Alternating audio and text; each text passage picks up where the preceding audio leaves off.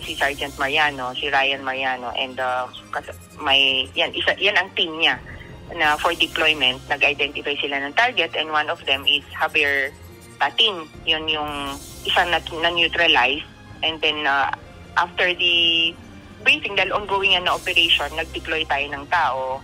During that day, December 31, dual ang role ng mga pulis natin. Bantayan ang mga simbahan natin at bantayan yung mga places of convergence. At the same time, ongoing yung kanilang operation against this person. That afternoon, nakabantay yung team ni Sergeant Mariano, and dumating nga yung target with another individual sa motorcycle.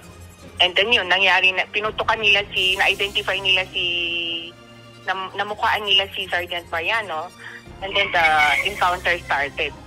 Tila eksena sa pelikula ang tagpong ito noong gabi ng December 31 sa Zone 1 Barangay Ayala, Zamboanga City. Sa video, makikita na nakaupo ang pulis na si Police Senior Master Sergeant Ryan Mariano sa isang establishmento sa gilid ng kalsada. Nasa maayos ng kondisyon si Mariano matapos ang 6 na oras na operasyon.